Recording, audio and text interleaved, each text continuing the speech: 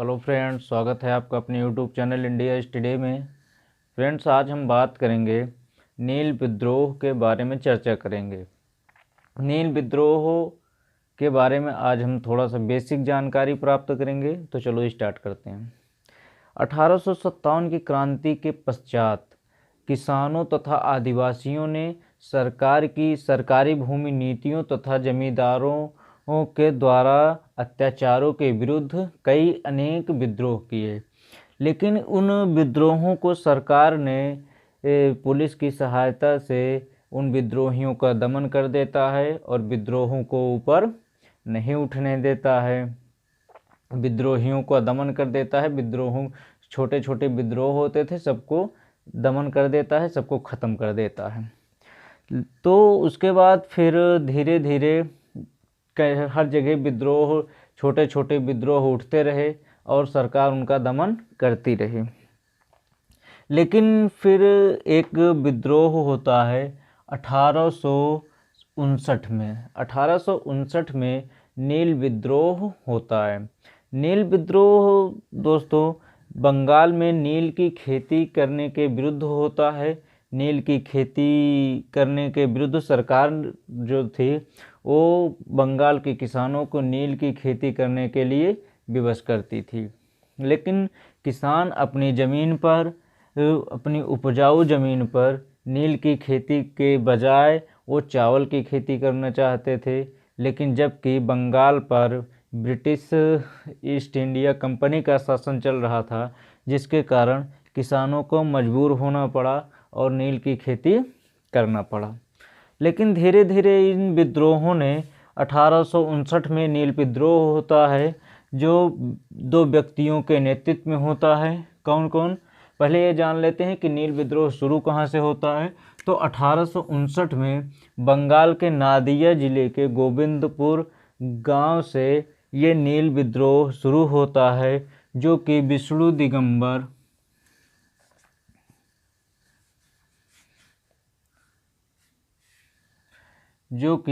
ये बंगाल के नादिया जिले में गोविंदपुर गांव से दिगंबर विश्वास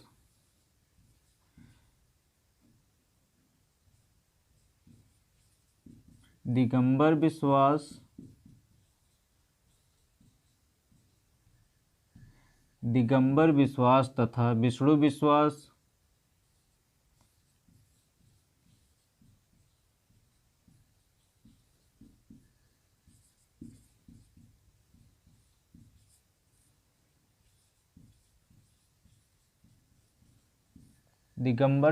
तथा विष्णु विश्वास के नेतृत्व में ये आंदोलन 1859 ईस्वी को बंगाल के नादिया जिले के गोविंदपुर ग्राम से शुरू होता है और यह आंदोलन लगभग 1 वर्षों तक 1860 ईस्वी तक चलता है। 1860 ईस्वी तक यह चलता है आंदोलन। और एक नील दर्पण थी किसकी?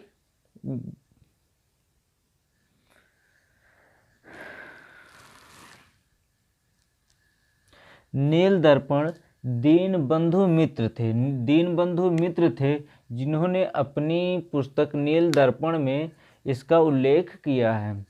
तो यह 1860 ईस्वी तक ये बंगाल के कई जिलों में फैल जाता है। जैसे नदिया, पाबना, खुलना, ढाका, राजशाही, मालदा, दीनापुर, ये कई जिलों में बंगाल के फैल जाता है और नील विद्रोह एक बड़ा विद्रोह के रूप में उभर कर आता है, जिससे ब्रिटिश ईस्ट इंडिया कंपनी की सरकार हैरान हो जाती है और उसको नील की खेती करने के संबंध में एक आयोग का गठन करना पड़ता है। जिस आयोग का गठन नील की खेती करने के विरुद्ध में किया गया, वह आयोग था नील आयोग। नील आयोग का गठन 31 मार्च 1860 ईस्वी को इसका गठन किया जाता है। 31 मार्च 1860 ईस्वी को नील आयोग का गठन किया जाता है और उसमें कहा जाता है कि अब किसी भी किसान को नील की खेती करने के लिए विवश नहीं किया जाएगा। और यह आंदोलन ये नील 1860 ईस्वी से नील की खेती करने के बारे में, नील की खेती करना बंद हो जाता है और सभी किसानों को अपनी मनचाहा फसल उगाने का अधिकार मिल जाता है। लेकिन यह पूर्णतः समाप्त नहीं होता है, आगे फिर इसकी प्रक्रिया चलती है, जिसके बारे में हम बात करेंगे चंपारण सत्याग्रह के बारे में।